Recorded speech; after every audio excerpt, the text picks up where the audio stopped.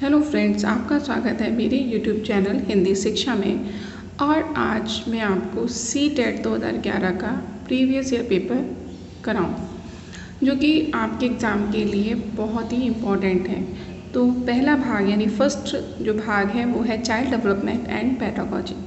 इसमें निर्देश दिए हैं, जैसे निम्नलिखित प्रश्नों के उत्तर देने के लिए सबसे उचित विकल्प चुनिए। यानी कि हम ऐसा ऑप्शन दिए होते हैं कि कभी कभी ऐसा लगता है कि ये भी सही है, ये भी सही है, लेकिन हमें सबसे अच्छा ढूंढना है। यानी गुड से काम नहीं चलेगा, अच्छे से नहीं, सबसे अच्छे से। तो देखते हैं। पहला प्रश्न है, प्राथमिक स्तर पर एक शिक्षक में निम्न में से किसे सबसे महत्वपूर्ण विशेषता मानना चाहिए। यानी सबसे महत्वपूर्ण विशेषता यानी फर्स्ट ऑप्शन है धैर्य और दृढ़ता। दूसरा है शिक्षण पद्धतियाँ और विषयों के ज्ञान में दक्षता। तीसरा है अति मानक भाषा में पढ़ाने में दक्षता, पढ़ाने की उत्सुकता। तो आपका ऑप्शन ए है, जो कि बहुत इम्पॉर्टेंट है टीचर के लिए, धैर्य और दृढ़ता।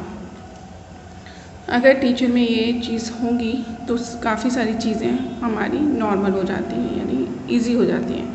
तो अब हम इसकी व्याख्या देख लेते हैं। व्याख्या में है, जैसे प्राथमिक स्तर पर एक शिक्षक में सबसे महत्वपूर्ण धैर्य और दृढ़ता होनी चाहिए, जिससे कि शिक्षक किसी भी स्थिति में किसी भी छात्र छात्रा की सहायता से समस्या का समाधान कर सके। ये 1st to 5th लेवल का है, इसलिए हम इसे प्राइमरी लेवल पर पढ़ रहे हैं। सेकंड है, एक शिक्षक अपने लोकतांत्रिक स्वभाव के कारण विद्यार्थियों को पूरी कक्षा में कहीं भी बैठने की अनुमति देता है। कुछ शिक्षार्थी एक साथ बैठते हैं और चर्चा करते हैं या सामूहिक पठन करते हैं, कुछ चुपचाप बैठकर अपने आप पढ़ते हैं। एक अभिभावक को यह पसंद नहीं है, यानी एक पेरेंट्स को ये पसंद नहीं आता। इस स्थिति में निपटने का निम्न में से कौन सा तरीका सबसे बेहतर होगा। तरीका कौन सा बेहतर होगा, आप देखिए। अभिभावकों को प्रधानाचार्य से अनुरोध करना चाहिए कि वे उनके बच्चों का अनुभाग बदल दें, अनुभाग यानी सेक्शन बदल दें। सेकंड है, अभिभावकों को शिक्षक पर विश्वास व्यक्त करना चाहिए और शिक्षक के साथ समस्या पर चर्चा करनी चाहिए। सी ऑप्शन है, अभिभावकों को उस विद्यालय से अपने बच्चे को निकाल लेना चाहिए। फोर्थ है, अभिभावकों को प्रधानाचार्य से शिक्षक की शिकायत करनी चाहिए। अब आप बताएं कि सबसे अच्छा क्या हो सकता है। तो इसका राइट ऑप्शन जो है वो है बी। अब इसकी हम व्याख्या देखते हैं। यदि कोई शिक्षक अपने लोकतांत्रिक स्वभाव के कारण अगर छात्रों को पूरी कक्षा में कहीं भी बैठने की अनुमति देता है, जिससे कि कुछ छात्र एक साथ बैठते हैं तथा चर्चा करते हैं, कुछ सामूहिक पठन करते हैं तथा कुछ चुपचाप बैठते हैं, अगर इस परिस्थिति में यानी इस स्थिति में छात्रों के बैठने पर किसी अभिभावक को परेशानी होती है या उन्हें ठीक नहीं लगता, तो सबसे पहले शिक्षक से बात करनी चाहिए तथा शिक्षक पर विश्वास करना चाहिए। जैसे मान लीजिए आप ही को पसंद नहीं आ रहा ऐसा करना, तो आप सबसे पहले उसके क्लास टीचर से बात करेंगे, उसके बाद उसका क्या रिएक्शन होता है तब हम कुछ और अलग स्टेप लेंगे। ठीक, फिर देख लेते हैं। थर्ड क्वेश्चन है, एक अवस्था पर जब बच्चा तार्किक रूप में वस्तुओं व घटनाओं के विषय में चिंतन प्रारंभ करता है। ये ऑप्शन है औपचारिक संक्रियात्मक अवस्था, बी ऑप्शन है पूर्व संक्रियात्मक अवस्था, सी है मूर्त संक्रियात्मक अवस्था और डी है संवेदी प्रेरक अवस्था। यानी जब तो क्या सही होगा, मूर्त संक्रियात्मक अवस्था। क्यों, आइए व्याख्या देखते हैं। मूर्त संक्रियात्मक अवस्था में बच्चा किसी वस्तु व घटनाओं के विषय में चिंतन प्रारंभ करता है। इस अवस्था का प्रसार 7 से 11 वर्ष में होता है। इस अवस्था में बच्चा तार्किक चिंतन और वस्तुओं को समझने योग्य हो जाता है। मनोवैज्ञानिक ब्याजी के अनुसार बच्चे में इस अवस्था में प्रमुख 5 योग्यताओं का विकास होता है। पहला संरक्षण, संख्याबोध, तीसरा क्रमानुसार, चौथा है वर्गीकरण और पांचवा पारस्परिक संबंध की क्षमता। यानी 7 से 11 साल का बच्चा ये सब करना सीख जाता है। ठीक, फिर है 4, मन का मानचित्रण संबंधित है। यानी मन का मानचित्रण से आप क्या अभिप्राय है या किससे संबंधित है। ये ऑप्शन दे रखा है साहसिक कार्यों में क्रिया योजना से, बी मन का चित्र बनाने से, सी मन की क्रियाशीलता पर अनुसंधान से, डी बौद्ध समझ बढ़ाने की तकनीक से। तो यानी मन का चित्रण जो है वही इसका क्या है, मन का मानचित्र से संबंधित है। यानी मन का चित्र बनाने से ही मन की क्रियाशीलता पर अनुसंधान से है। अतः अर्थानुसार किसी कार्य को करने से पहले उसकी एक रूपरेखा मन में बना लेना चाहिए। 5 क्वेश्चन यानी 5th क्वेश्चन है हमारा, किसी विशेष रूप से प्राथमिक स्तर पर विद्यार्थियों की सीखने संबंधी संख्याओं को संबोधित करने का सबसे बेहतर तरीका है।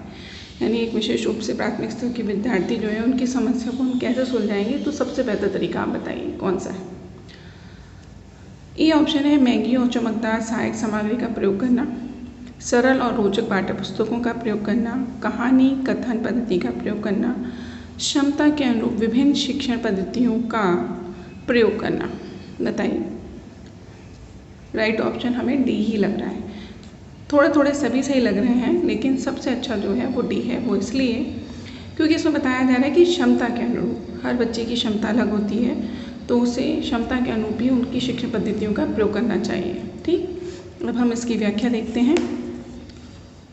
प्राथमिक स्तर पर विद्यार्थियों की सीखने संबंधी समस्याओं को संबोधित करने का सबसे बेहतर तरीका है कि अगर किसी शिक्षार्थी को कुछ समझना है तो इसके लिए एक नहीं बल्कि उसकी क्षमता के अनुसार उसे विभिन्न शिक्षण पद्धतियों का प्रयोग करना चाहिए, ताकि प्राथमिक स्तर के छात्र को पूर्ण रूप से समझ सके। यानी जो प्राथमिक स्तर का छात्र छोटे होते हैं वो पूर्ण रूप से समझ जाए। ठीक, अब नेक्स्ट करते हैं 6 प्रश्न जो है देख लेते हैं।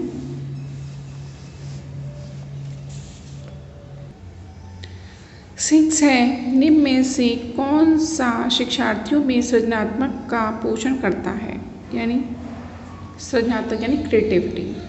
तो प्रत्येक शिक्षार्थी की अंतर्जीत प्रतिभाओं का पोषण करने के अवसर उपलब्ध कराना, विद्यालय जीवन के प्रारंभ से उपलब्धि के लक्ष्य पर बल देना,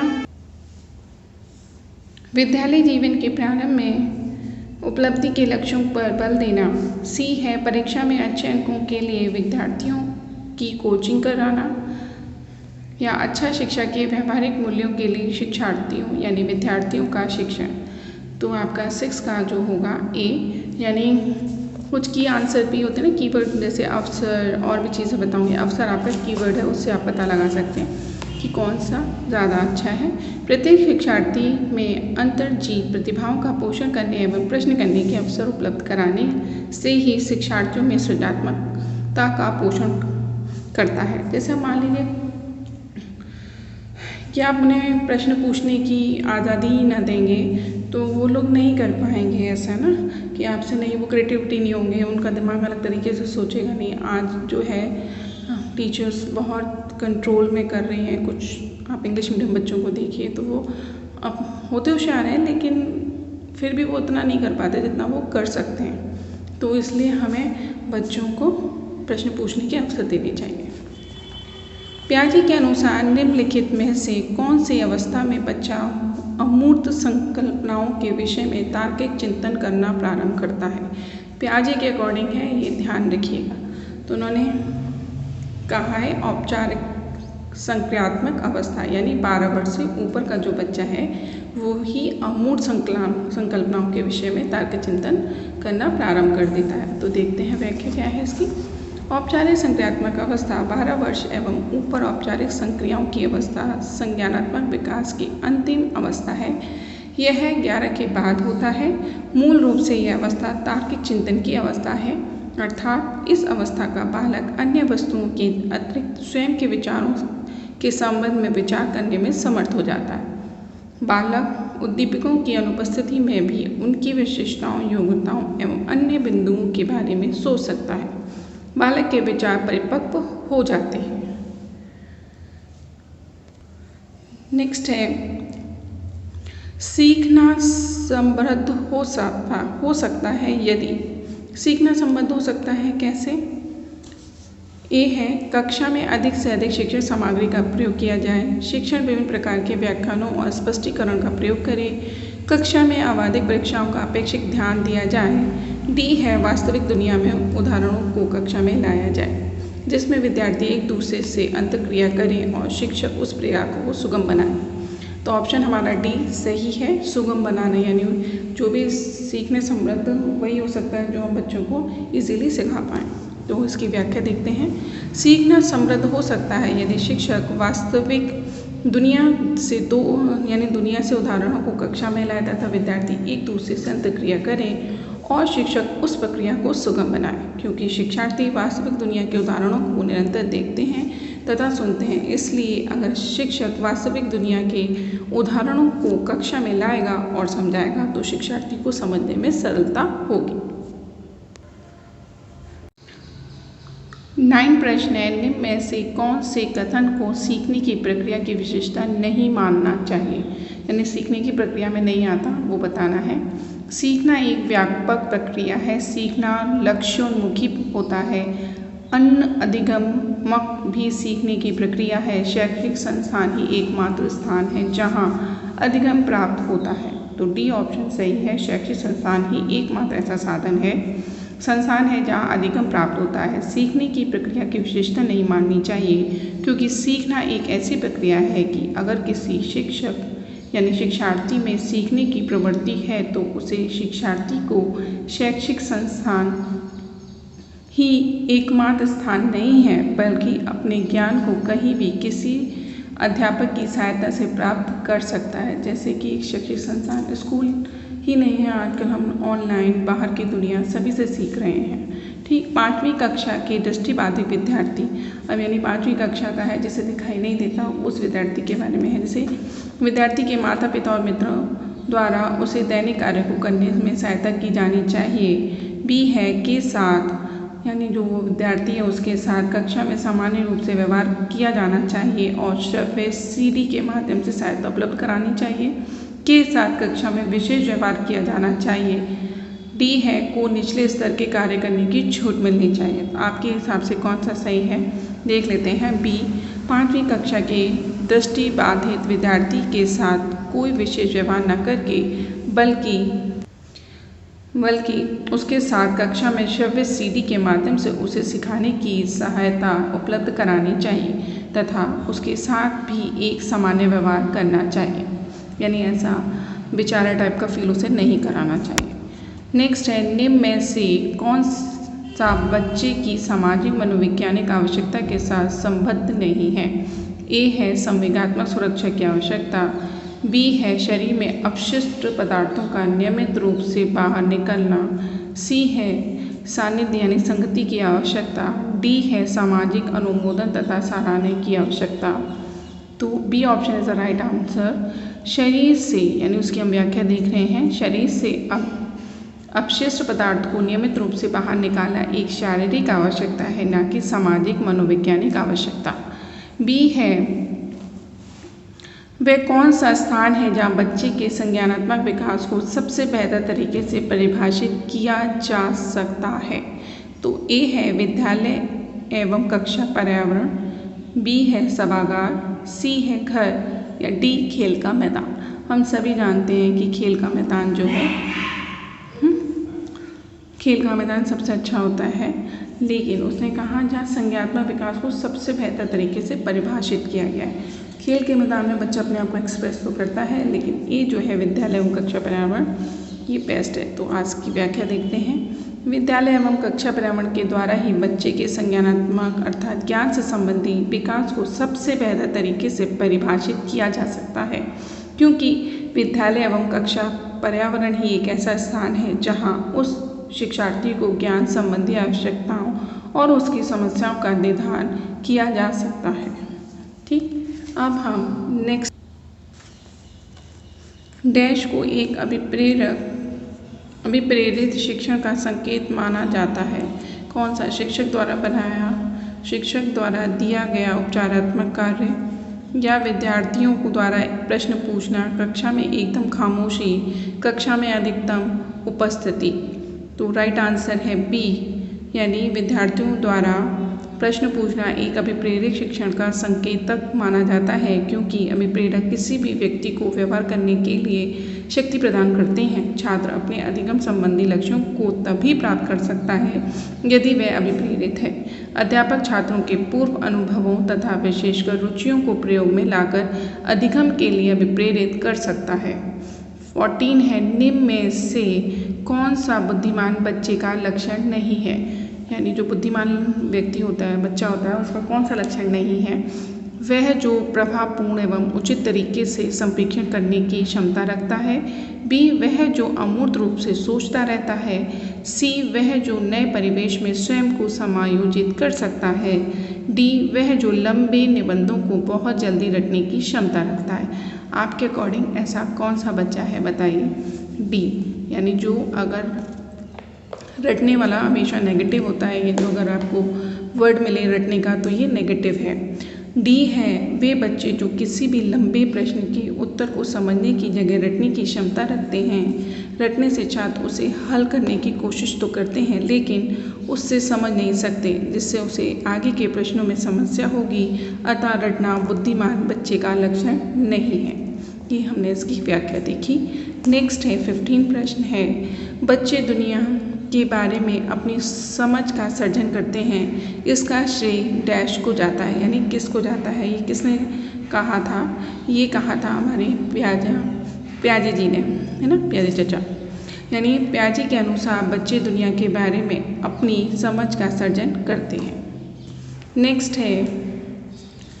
नेक्स्ट आपका है, कृतिका अक्सर घर में ज़्यादा बात नहीं करती, लेकिन विद्यालय में वह काफ़ी बात करती है। यह दर्शाता है कि ऑप्शन दिए हैं। ए, शिक्षकों की मांग होती है कि बच्चे विद्यालय में खूब बात करें, ऐसा तो नहीं होता। बी है, कृतिका को अपना घर बिल्कुल पसंद नहीं। सी, उसके विचारों को विद्यालय में मान्यता मिलती है। डी, विद्यालय हर समय बच्चों को खूब बात करने का अवसर देता है। अब यहाँ पर जो अवसर है वो आप कहेंगे कि कीवर्ड है, हम इसी को लगा दें। नहीं, आपको समझना होगा कि सबसे अच्छा यही है कि उसके विचारों को विद्यालय में मान्यता मिलती है। हो सकता है घर में कोई उसकी बात सुनता ना हो और उसकी बातों को ज़्यादा वैल्यू ना करता हो, इसलिए वो विद्यालय में बात करती है। कृतिका अक्सर घर में कम बात तथा विद्यालय में अधिक बात करती है। उसका कारण यह हो सकता है कि घर में उसकी बातों को ज़्यादा मान्यता न मिलती हो अपेक्षाकृत विद्यालय के, इसीलिए वह विद्यालय में ज़्यादा बात करती है, घर में कम। 17 जो है वो है, एक शिक्षक को अपने विद्यार्थियों की क्षमता को समझने का प्रयास करना चाहिए। निम्नलिखित में से कौन सा क्षेत्र उस उद्देश्य के साथ संबद्ध है। यानी ऐसा किस में कहा गया है, देखते हैं। ए ऑप्शन है सामाजिक दर्शन, बी मीडिया मनोविज्ञान, सी शिक्षा मनोविज्ञान या डी शिक्षा समाचार। यानी ये सब बातें जो हमारी कही जाती हैं वो किस में, साइकोलॉजी में कही जाती हैं, वो भी एजुकेशन साइकोलॉजी में। तो हमारा सी ऑप्शन सही होगा, शिक्षा मनोविज्ञान। इसका हम व्याख्या देखते हैं।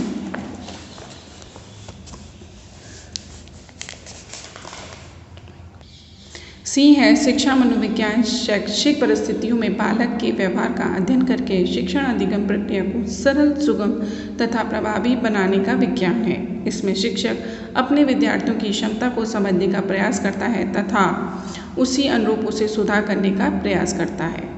18 प्रश्न देख लेते हैं। सीखने की प्रक्रिया में अभिप्रेरणा। सीखने की प्रक्रिया में अभिप्रेरणा क्या है। जैसे पहले सीखे हुए को नए अधिगम से अलग करती है, या आपका जो है शिक्षार्थियों को एक दिशा में सोचने के योग्य बनाती है, या सी है शिक्षार्थियों में सीखने के प्रति रुचि का विकास करती है। डी शिक्षार्थियों की स्मरण शक्ति को पैना बनाती है। तो ऑप्शन इज अ सी, ये सही है। हमसे पूछा था सीखने की प्रक्रिया में अभिप्रेरणा। सीखने की प्रेरणा क्या है, हमें रुचि का विकास करती है। जैसे शिक्षण अभिप्रेरणा पढ़ाई लिखाई संबंधी प्रक्रियाओं में विद्यार्थी की भागीदारी की इच्छा के साथ उत्पन्न होने के लिए प्रेरित करती है। अतः अभिप्रेरणा शिक्षार्थियों में सीखने के प्रति रुचि का विकास करती है। नेक्स्ट है शिक्षा में शिक्षा के क्षेत्र में पाठचर्या शब्दावली की ओर संकेत करती है, यानी शब्दावली किसकी ओर संकेत करती है? विद्यालय का संपूर्ण कार्यक्रम, इसमें विद्यार्थी प्रतिदिन अनुभव प्राप्त करते हैं। मूल्यांकन प्रक्रिया। सी, कक्षा में उपयुक्त की जाने वाली पाठ्य सामग्री। या डी, शिक्षण पद्धति एवं पढ़ाई जाने वाली विशेष वस्तु। तो आंसर ए होगा, शिक्षा क्षेत्र में पाठचर्या शब्दावली विद्यालय के संपूर्ण कार्यक्रम जिसमें विद्यार्थी प्रतिदिन अनुभव करते हैं की ओर संकेत करती है। 20, निचली कक्षाओं में शिक्षण की खेल पद्धति मूल रूप से आधारित है। किस पर आधारित है? शिक्षण पद्धति के सिद्धांतों पर। बी, विकास एवं वृद्धि के मनोवैज्ञानिक सिद्धांतों पर। शिक्षण के समाज शास्त्रीय सिद्धांतों पर। डी, शारीरिक शिक्षा कार्यक्रमों के सिद्धांतों पर। तो इस क्या सही होगा? बी, विकास एवं वृद्धि के मनोवैज्ञानिक सिद्धांतों पर। अब इसका हम व्याख्या देखते हैं। निचली कक्षाओं में शिक्षण की पद्धति मूल रूप से विकास एवं वृद्धि में मनोवैज्ञानिक सिद्धांतों पर आधारित है, क्योंकि छोटे बच्चों में सीखने, याद रखने और जानकारी का प्रतीक बनाने और समस्या को हल करने की क्षमता समान स्तर पर होती है। इसलिए निचली कक्षाओं में शिक्षण की खेल पद्धति मूल रूप से विकास एवं वृद्धि के मनोवैज्ञानिक सिद्धांत पर आधारित है। 21 जो प्रश्न है वो, एक बच्चा अतीत के समान परिस्थिति में की गई अनुक्रिया के आधार पर नई स्थिति के प्रति अनुक्रिया करता है। यह किससे संबंधित है? ए है सीखने का प्रभाव का नियम या सीखने की प्रक्रिया का अभिवृत्ति नियम। सी है सीखने का तत्परता का नियम। डी है सीखने का सादृश्यता का नियम। कौन सा है? ये है डी ऑप्शन, सीखने का सादृश्यता का नियम के अनुसार एक बच्चा किसी नवीन परिस्थिति का समस्या के उपस्थित होने पर उससे मिलती जुलती अन्य परिस्थिति का स्मरण करता है जिसे वह पहले भी अनुभव कर चुका है। वह उसके साथ वैसे ही प्रतिक्रिया करेगा जैसा कि उससे पहली परिस्थिति व समस्या के साथ की गई है। डैश प्रतिभाशाली होने का संकेत नहीं है। प्रतिभाशाली क्या होने का संकेत नहीं? दूसरों के साथ झगड़ा, अभिव्यक्ति में नवीनता, जिज्ञासा, सृजनात्मक विचार। तो राइट ऑप्शन है, दूसरों के साथ झगड़ा करना प्रतिभाशाली होने का संकेत नहीं है। इसकी व्याख्या देख लेते हैं, यानी आप समझ जाएंगे कि इससे रिलेटेड अगर कोई प्रश्न आए तो आप कैसे सॉल्व करेंगे। प्रतिभाशाली बालक अपने समवयस्कों के साथ सौहार्दपूर्ण व्यवहार करता है, उनका सहयोग करता है और उनके साथ सामंजस्य स्थापित करता है, ना कि दूसरों के साथ झगड़ा करता है। विशेष आवश्यकता वाले बच्चों को शिक्षा उपलब्ध कराई जानी चाहिए। कैसे? तो देखते हैं। विशेष विद्यालयों में विशेष बच्चों के लिए विकसित पद्धतियों द्वारा, विशेष विद्यालयों में शिक्षकों द्वारा या अन्य समान बच्चों के साथ। तो इसका राइट ऑप्शन होगा, अन्य समान बच्चों के साथ ही विशेष बच्चों को भी शिक्षा उपलब्ध करानी चाहिए। उन्हें अलग थलग नहीं करना चाहिए, है ना। बच्चों को अलग करना या सेपरेट करना ये शिक्षा नीति में नहीं आता। अब आप देखिए, जैसे राष्ट्रीय पाठ्यचर्या यानी NCF 2005 में समावेशी शिक्षा की संस्तुति की गई है। इसमें सभी प्रकार के बच्चे सामान्य व विशेष को एक ही स्थान पर शिक्षा दी जाती है।